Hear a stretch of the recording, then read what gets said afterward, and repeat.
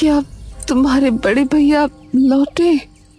छोटे महाराज ये सुनकर एकदम चुप हो जाते हैं, धीरे से सर झुका लेते हैं। वहाँ खड़ा मंत्री भी कुछ नहीं बोल पाता और महारानी उन्हें देखकर अपने आप उत्तर समझ जाती है और निराशा से आंखें बंद कर लेती हैं। कुछ देर बाद छोटे महाराज और मंत्री कक्ष से बाहर आ जाते हैं। मंत्री जी, महारानी का स्वास्थ्य ठीक नहीं हो रहा और भैया का कोई समाचार भी नहीं आया है अभी तक। लगभग 1 माह होने वाला है। महाराज, एक और बात है। पिछला रसोइया गुप्तचर निकला था, तब से रसोई का कार्य भी ठीक से नहीं चल रहा। ओह, तो हमें तुरंत एक नया रसोइया रखना होगा। जैसा आप उचित समझें महाराज। आदेश मिलते ही पूरे राज्य में ये खबर भिजवा दी जाती है कि शाही रसोई के लिए एक कुशल रसोइये की आवश्यकता है। दूर दूर के गांवों में कई रसोइये महल पहुंचते हैं, एक एक कर सब अपना खाना बनाकर दिखाते हैं, लेकिन कोई भी शाही रसोई के लिए योग्य स्वाद नहीं बना पाता। तभी एक दिन महल के मुख्य द्वार पर एक साधारण सा युवक आकर रुकता है। साधारण कपड़े। क्या चाहिए? वो मैंने सुना था कि राजमहल में किसी रसोइये की आवश्यकता है, तो मैं बस इसीलिए आया था। ठीक है, यहीं रुको, मैं आता हूँ। सैनिक तुरंत मुख्य रसोइये विश्वा के पास चला जाता है। विश्वा जी, बाहर कोई रसोइये के कार्य के लिए आया है। ठीक है, उसे अंदर भेज दो।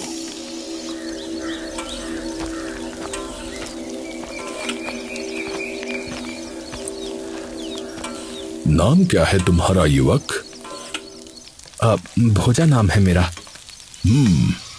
यहाँ शाही भोजन बनाना है, राज दरबार के लोगों के लिए, हमारे महाराज के लिए। तो तुम कर पाओगे?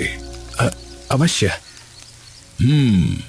ठीक है, तो कुछ बनाकर दिखाओ। क्या बनाऊं? बादाम का शाही हलवा बना के दिखाओ। भोजा तुरंत वह हलवा बनाना शुरू कर देता है और विश्वा वहीं खड़े उस पर कड़ी निगरानी रख रहा होता है। जैसे जैसे भोजा वो हलवा बनाते जाता है, विश्वा उतना ही अचंभित हो जाता है। तुमने इससे पहले कहीं भी कार्य नहीं किया है क्या? किसी शाही रसोई में? नहीं, वो जैसे गरीब का शाही रसोई में क्या लेना देना। भोजा बादाम का शाही हलवा बनाकर तैयार कर देता है। ऐसा राजसी स्वाद तो बड़े बड़े शाही रसोइयों के हाथों में नहीं होता बेटा। तुम्हें तो भगवान ने वरदान दिया है, वरदान। ये सुनते ही भोजा मुस्कुराने लगता है। तो महाशय, क्या मैं?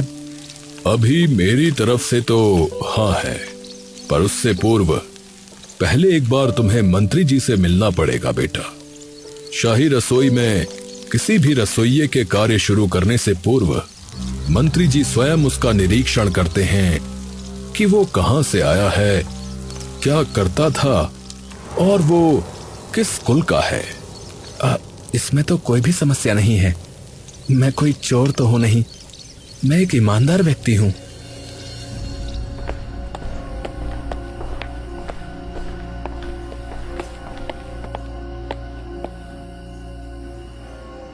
मंत्री जी, ये नया रसोइया आया है, एक बहुत अच्छा भोजन बनाता है, तो मैं तो इसे ही सोच रहा हूं कार्य पे रखने का। उससे पूर्व तुम्हारी जांच पड़ताल करनी होगी। जैसी आपकी इच्छा मंत्री जी।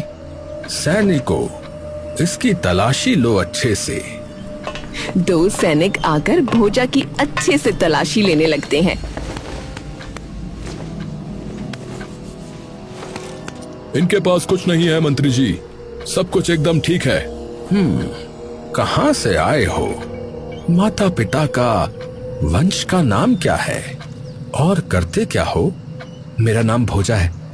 मेरी माता का नाम रमेश्वरी कुमारी और पिता का नाम धीरज सिंह है। दोनों अब इस संसार में नहीं हैं। जब मैं छोटा था तभी मेरे माता पिता का देहांत हो गया था, तो तब से अकेला ही हूं। कुल मेरा साहू है। मैं यही पुलिया पार के एक गांव भानार का रहने वाला हूं। ठीक है, तो कल से आ जाना फिर। भोजा खुश होकर वहां से चला जाता है। इसका ध्यान रखना विश्रवा, जब से बड़े राजा गए हैं तब से हमारे राज्य पर कई शत्रुओं की दृष्टि है, तो इसका यहां आना किसी शत्रु की चाल भी हो सकती है। जी मंत्री जी, मैं पूरी दृष्टि रखूंगा। विश्वा और भोजा कंधों पर अनाज की बोरियां और हाथों में ताजी सब्जियां लिए महल के आंगन से गुजर रहे होते हैं कि तभी उसकी नजर एकटक महल के एक शांत और गमगीन से एक कक्ष की ओर टिक जाती है। क्यों भाई भोजा, क्या देख रहा है उधर? नहीं भैया, कुछ नहीं, मैं तो बस यूं ही देख रहा था। यूं ही? उधर क्या है, पता है तुझे? नहीं, बस लगा कि कोई खास कक्ष है। किसका है वो? वो बड़ी महारानी का कक्ष है। अच्छा। हाँ, बेचारी इतनी निर्भागी है कि बस क्या ही बताएं। क्यों? लगभग 1 वर्ष पूर्व बड़ी महारानी का स्वास्थ्य खराब हो गया था। पहले पहले सबको लगा कि ये कोई मामूली ज्वर है, परंतु धीरे धीरे उन्हें रोज ज्वर रहने लगा और उनका शरीर भी धीरे धीरे एकदम दुबला होता गया। बड़े महाराज ने हर राज्य के अच्छे से अच्छे वैद्यों को बुलवाया, हकीमों को बुलवाया, परंतु किसी के पास महारानी के उस रोग का हल नहीं मिला और धीरे धीरे महारानी के बाल भी झड़ने शुरू हो गए। बड़े महाराज यदि इस राज्य से बढ़कर किसी से प्रेम करते थे तो वो थी हमारी बड़ी महारानी। और जब महारानी की हालत ऐसी हो गई जहां सबने उनके जीने की उम्मीद छोड़ दी थी, महाराज किसी भटके मुसाफिर की तरह हो गए थे। वो दिन रात बस महारानी के पास बैठे रहते, उनसे बातचीत करते रहते, मानो उन्हें कुछ हुआ ही ना हो। परंतु तभी एक दिन केदार खंड राज्य के काफी प्रख्यात वैद्य महारानी को देखने आए। महाराज, देखिए, मैं आपसे जो कुछ कहूंगा सत्य कहूंगा। मेरे पास महारानी के इस रोग का कोई इलाज नहीं है और जैसी महारानी की अवस्था है उसे देखकर तो मैं ये निश्चित रूप से कह सकता हूं कि इनके पास अब अधिक समय नहीं है। क्या? ऐसा मत कहिए, ऐसा मत कहिए। मैं महारानी के बिना एक क्षण भी इस संसार में नहीं काटना चाहता। तब तो कदाचित एक ही उपाय है महाराज। हाँ, कैसा उपाय? महाराज उसी पल उन ऋषि मुनि को ढूंढने निकल गए, परंतु लौटकर फिर कभी नहीं आए और इधर महारानी का स्वास्थ्य और अधिक गिर गया। न जाने किसकी कुदृष्टि पड़ गई हमारे इस राज्य को। भोजा कुछ देर तक निशब्द सा वहीं खड़ा रहता है और फिर अंदर रसोई में चला जाता है।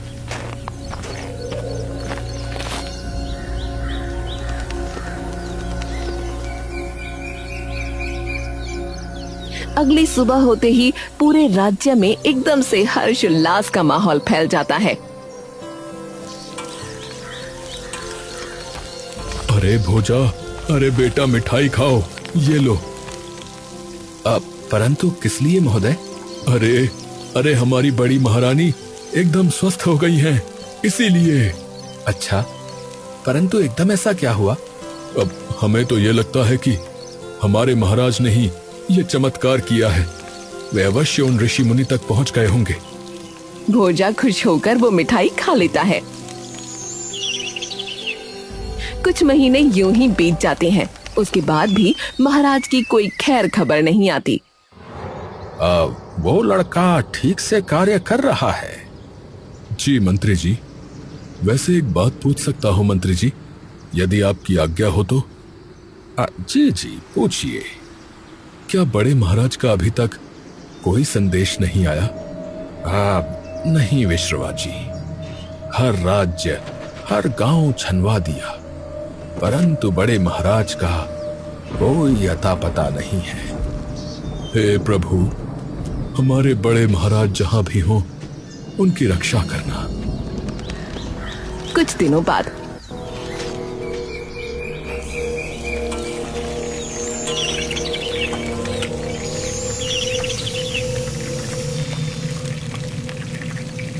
ये बालक वहां क्यों देखता रहता है?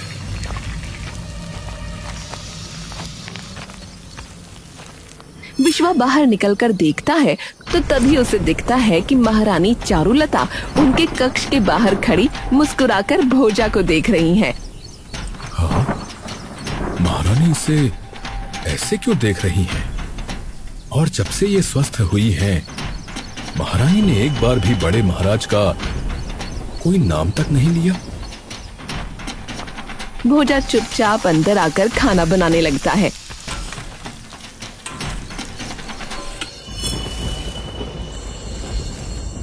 सारे रसोइये शाही रसोई में खाना बनाने में जुटे होते हैं। तभी बड़ी महारानी चारुलता वहां आ जाती है। महारानी, आप यहाँ? क्यों विश्वा जी, मैं आ नहीं सकती? नहीं नहीं महारानी, ऐसी बात नहीं है। काका, आज मेरी पसंद का खाना बनाना, बहुत दिन हो गए हैं। अब जैसी आपकी आज्ञा महारानी। महारानी चारुलता मुस्कुराकर भोजा की ओर देखती हैं और वापस बाहर चली जाती हैं। अब सभी रसोइये लग जाओ, उनका मनपसंद का भोजन बनाने में कोई कमी नहीं रहनी चाहिए। सभी लोग खाने की तैयारी में लग जाते हैं। महोदय, मैं अब अंजीर कोफ्ता के लिए अंजीर ले आता हूँ और उसकी खीर के लिए केसर भी ले आता हूँ। हाँ, तुम्हें कैसे पता कि बड़ी महारानी को ये सब वस्तुएं पसंद हैं? मैंने तो कभी नहीं बताया। नहीं नहीं महोदय, वो बस रसोई में ही कुछ लोग आपस में बातचीत कर रहे थे तो तब सुना था। विश्रवा जी, जब से राज्यों में ये समाचार फैला है कि महाराज गजेंद्र अब जा चुके हैं, तब से हर राज्य की हमारे राज्य पर दृष्टि बनी हुई है, क्योंकि उन्हें ज्ञात है कि उनके छोटे भाई राजपाट संभालने में इतने परिपक्व नहीं हैं, तो आक्रमण कहीं से भी हो सकता है। वो अपने गुप्तचरों को भी भेज सकते हैं। तो यदि शंका की कहीं भी कोई संभावना हो तो आप तुरंत मुझे बताएं, क्योंकि यदि नहीं बताया तो वो राज्य की स्थिति को गहरी चोट पहुंचा सकता है। अवश्य मंत्री जी। विश्वा को रसोई का सारा काम समेटते समेटते देर रात हो जाती है। आज तो कार्य अधिक ही हो गया, नींद भी कम ही मिलने वाली है। विश्वा रसोई से अपने कक्ष की ओर जाने लगता है। तभी एकदम से उसकी नजर चारुलता के कक्ष की ओर पड़ती है, जहां भोजा जा रहा होता है। ये देखते ही विश्वा पर मानो बिजली सी टूट पड़ती है। वो तुरंत मंत्री जी के पास दौड़ता हुआ चला जाता है और मंत्री जी को जगा देता है। मंत्री जी, उठिए उठिए मंत्री जी। हाँ, क्या हुआ विश्रवा? इतने भय में क्यों लग रहे हो? विश्वा मंत्री जी को सारी बात बता देता है। क्या वो बड़ी महारानी के कक्ष में गया है? पता नहीं मंत्री जी, मुझे तो कुछ समझ में नहीं आ रहा है। आप मुझे एक बात बताइए, क्या महारानी ने अभी तक आपसे बड़े महाराज के बारे में कुछ पूछा या नहीं? अब नहीं, और ये बात हमें भी अत्यधिक चिंतित कर रही है। जो महाराज उनसे इतना प्रेम करते थे, वो उनके बिना इतनी प्रसन्न कैसे हैं? जी, अवश्य कोई तो बात है। हमें तुरंत वहां पहुंचना होगा, अन्यथा वो उन्हें कुछ कर न दे। मंत्री तुरंत सैनिकों को लेकर बड़ी महारानी के कक्ष में पहुंच जाते हैं।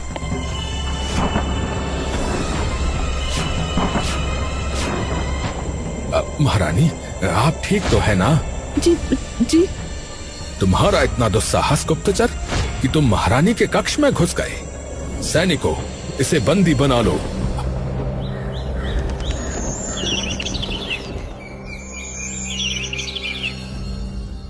हाँ तो बताओ, कौन हो तुम? मेरा नाम भोजा है। मैं पुलिया पार के एक गांव से आया हूँ महाराज। झूठ। मैं सत्य कह रहा हूँ। तो तुम बड़ी महारानी के कक्ष में क्या कर रहे थे? भोजा इस बात का कोई जवाब नहीं देता। महाराज बड़ी महारानी चारुलता की ओर देखते हैं। भाभी, आप बताइए कि क्या किया इसने?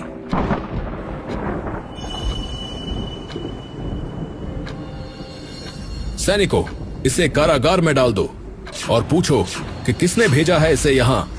नहीं महाराज, इन्होंने कुछ नहीं किया। भाभी, ये आप क्या कह रही हैं? राज्य के सभी लोग बड़ी महारानी का ऐसा स्वभाव देख चौंक जाते हैं। देखिए भाभी, ये दूसरे राज्य का भेजा हुआ कोई घुसपैठिया है। भाभी, आप इससे दूर हो जाइए। महाराज मेरी बात मानिए, ऐसा कुछ नहीं है। लेकिन आपको कैसे पता भाभी? आप ये कैसे कह सकती हैं? महारानी चारुलता चुपचाप अपना सर झुका देती हैं और भोजा के सामने निर्भीक खड़ी रहती हैं। महारानी, हमने कहा हटिए, ये हमारा आदेश है। और ये मेरा प्रण है कि मैं इनके सामने से नहीं हटूंगी। चारुलता, आप हट जाइए, अन्यथा सब बर्बाद हो जाएगा। अब मुझे क्षमा कीजिएगा महाराज, परंतु मुझे लगता है कि बड़ी महारानी भी इस घुसपैठिए के साथ इस षड्यंत्र में शामिल है, क्योंकि बड़े महाराज के जाने के बाद भी ये इतनी प्रसन्न है। और विश्रवा जी ने स्वयं अपनी आंखों से इन दोनों को बातें करते और एक दूसरे की तरफ मुस्कुराते हुए देखा है। ये राज्य सभा है, यहाँ अपना हो या पराया, सब एक समान होते हैं। इसलिए आप शांतिपूर्वक यहाँ से चली जाइए भाभी, अन्यथा आपकी इस उद्दंडता को राज्य के विरुद्ध माना जाएगा और आपको भी इस घुसपैठिए के साथ षड्यंत्र में शामिल समझकर बंदी बना लिया जाएगा। भाभी, बना लो। नहीं, मैं सब बताने को तैयार हूं प्रणय। ये सुनते ही महाराज चौंक जाते हैं। हाँ, क्या कहा तुमने? इस नाम से तो मुझे मेरे बड़े भैया बुलाया करते थे। बचपन में सदैव पूछते थे कि भैया आप मुझे साथ लेकर नहीं गए, आज नहीं पूछोगे? महाराज की आंखों में ये सुनकर आंसू आने लगते हैं। महाराज, इनकी बातों में ना आए। नहीं आएगा मामा, आप इसे इतना भोला ना समझा करिए। झूठ, तुम झूठ बोल रहे हो। कौन हो तुम? तुम्हारी कद काठी, तुम्हारा रंग रूप कुछ भी हमारे बड़े महाराज से नहीं मिलता। बताता हूं मामा। हाँ, जैसा कि आप सभी को ज्ञात है कि मैं उत्तर के पहाड़ों की ओर उन ऋषि मुनि को ढूंढने गया था। गुफा के भीतर गहरा सन्नाटा फैला हुआ है, ऐसा सन्नाटा जिसमें हर कदम की आहट गूंज रही होती है। महाराज सावधानी से अंदर की ओर जाने लगते हैं, लेकिन जैसे ही वो कुछ कदम और आगे बढ़ते हैं, अचानक गुफा के भीतर चारों ओर रखे दीपक अपने आप जल उठते हैं। महाराज ठिठक कर इधर उधर देखने लगते हैं। तभी एक रहस्यमयी आवाज उनके कानों में गूंज उठती है। राजन, यहाँ तक पहुँचना ही पर्याप्त नहीं। यहाँ जो आता है वो कुछ पाने नहीं, अपितु स्वयं को खोने आता है। अचानक महाराज के सामने उनका ही एक रूप प्रकट हो जाता है। तुम एक राजा हो, राज्य संभालना तुम्हारा परम कर्तव्य है। एक स्त्री के लिए सब कुछ त्याग देना यह दुर्बलता है, प्रेम नहीं। निर्णय करो, तुम पहले क्या हो, राजा या फिर एक पति? मेरा राज्य इतना कमजोर नहीं है कि बस मेरे जाने से बिखर जाए, और राजा मैं परिस्थितियों वश बना हूं। महारानी को मैंने अपने हृदय से चुना है, और यदि मैं अपनी संगिनी को ही नहीं बचा पाया तो मैं इतने बड़े राज्य को भला क्या ही बचा पाऊंगा। मेरा संकल्प और मेरी सफलता तभी तक है जब तक मेरी महारानी मेरे साथ खड़ी है। उनके साथ होने से ही मैं एक विजयी राजा हूं, तो उनके बिना मेरे सिर पर इस ताज का कोई अर्थ नहीं है। इतना कहते ही राजा की वो छवि उनकी आंखों के सामने से ओझल हो जाती है और महाराज एक बार फिर आगे की ओर बढ़ने लगते हैं। तभी उनकी आंखों के सामने का दृश्य बदलने लगता है और महाराज खुद को एक भीड़ भरे बाजार के बीचों बीच खड़ा पाते हैं, पर उन्हें कोई पहचान नहीं रहा होता। लोग उन्हें धक्का देकर आगे बढ़ रहे होते हैं, मानो उनकी पहचान कहीं खो गई हो। हाँ, ये क्या हो रहा है? महाराज चारों ओर देखते हैं, कुछ कहने का प्रयास करते हैं, लेकिन उनकी आवाज उस भरी भीड़ में कोई नहीं सुनता। तभी महाराज को बाजार में लटका एक आईना दिखता है और जैसे ही वो उसमें खुद को देखते हैं तो उन्हें अपनी आंखों पर कुछ देर के लिए बिल्कुल भरोसा नहीं हो पाता। हाँ, ये कौन है? तभी उनकी दृष्टि सामने जाती है, जहाँ से महाराज गजेंद्र एक रथ पर सवार वहाँ आ रहे हैं। सब लोग रास्ते से हटकर उनके सामने सर झुका लेते हैं।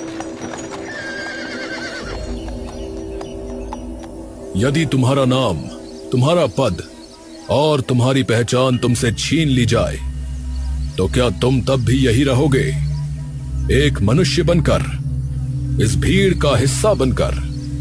महाराज अपने उस रूप को देखकर मुस्कुराने लगते हैं और गहरी सांस ले अपनी आंखें बंद कर लेते हैं।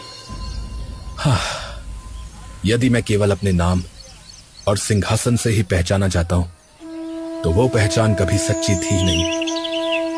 मैं ना ये भीड़ हूं, ना ये पद, और यदि बात मेरी महारानी चारुलता की है तो उनके लिए तो मैं अपने 7 जन्म गुमनामी में त्यागने को तैयार हूं। पूरा दृश्य धुएं की तरह विलीन होने लगता है। अब तुम स्वयं को खोने के योग्य हो राजन। महाराज के सामने एक दिव्य प्रकाश प्रकट होता है, जिसमें से वो प्राचीन ऋषि प्रकट होते हैं। आपने अपनी पहचान और राजपाट के मोह को पीछे छोड़ दिया, इसी कारण आप यहां तक पहुंच सके हैं। राजन, आज जीत आपकी नहीं अपितु आपके निस्वार्थ प्रेम की हुई है। गुरुदेव, यदि कोई उपाय है तो कृपा कर मुझे मार्ग दिखाइए। मेरी रानी को बचा लीजिए, उन्हें बचा लीजिए गुरुदेव। ऋषि कुछ देर शांत खड़े रहते हैं, फिर धीरे धीरे अपनी मुट्ठी खोलते हैं। उनकी हथेली में एक दिव्य पुष्प प्रकट हो जाता है, जिसकी चमक सीधा महाराज की आंखों पर जा गिरती है। ये जीवन पुष्प है, इसके रस से महारानी अवश्य स्वस्थ हो जाएंगी, परंतु हर वरदान अपने साथ एक त्याग लेकर आता है। मैं उनके जीवन के लिए कुछ भी करने को तैयार हूं गुरुदेव। महारानी के जीवन के बदले आपको अपना सब कुछ त्यागना होगा, अपना नाम, अपनी पहचान, अपना राजपाट, अपना सिंहासन। आज के बाद आप किसी को ये नहीं बता पाओगे कि आप कौन हैं। मात्र आप और आपकी महारानी इस सत्य को जानेंगे, और यदि किसी तीसरे को ये ज्ञात हुआ तो ये वरदान उसी क्षण समाप्त हो जाएगा। महाराज की आंखें नम हो जाती हैं। स्वीकार है, और स्मरण रहे, ये पुष्प का रस मात्र आपके हाथों से ही उन्हें पिलाया जा सकता है, क्योंकि विवाह के पश्चात पति और पत्नी एक दूसरे के अर्धांग होते हैं।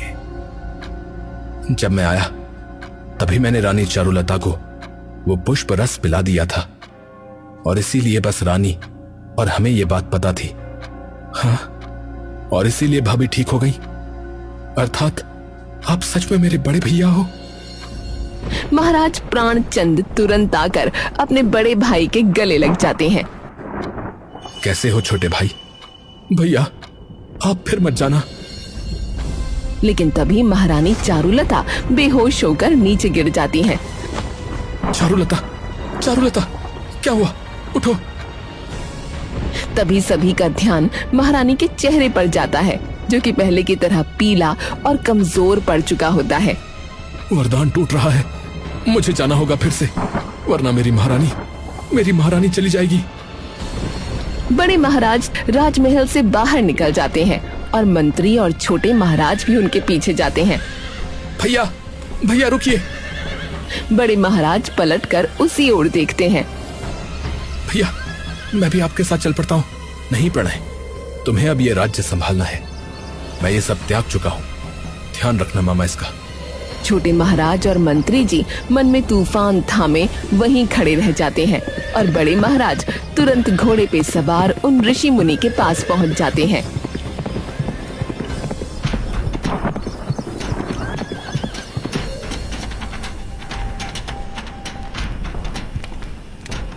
गुरुदेव, मुझसे ये भूल हो गई। मैं चाहता तो मैं जा भी सकता था वहां से, परंतु मैं अपने प्रेम में फंस गया और जब महारानी को बंदी बनाने की बात हुई तो मुझे बताना पड़ा। गुरुदेव, कृपया इसका दंड उन्हें मत दीजिए। अब उन्हें बचाने का मात्र एक ही उपाय है राजन। हाँ, कैसा उपाय?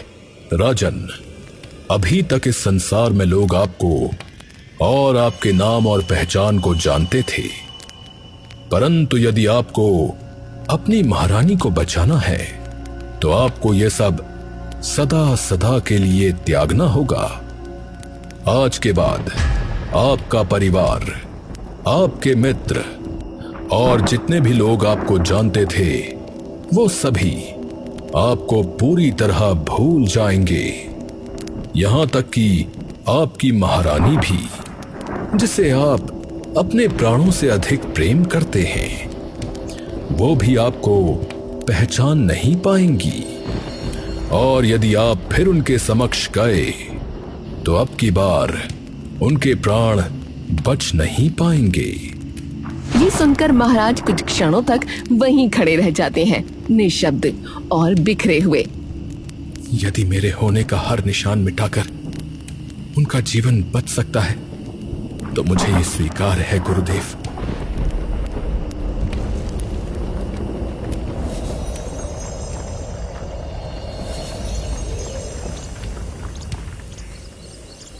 ये आज हमारा आखिरी दिन है महारानी। अब इस जन्म में तो हम फिर नहीं मिल पाएंगे, पर मैं ईश्वर से सदैव ये प्रार्थना अवश्य करूंगा कि हर जन्म में मुझे मेरी जीवन संगिनी के रूप में बस आप ही मिले।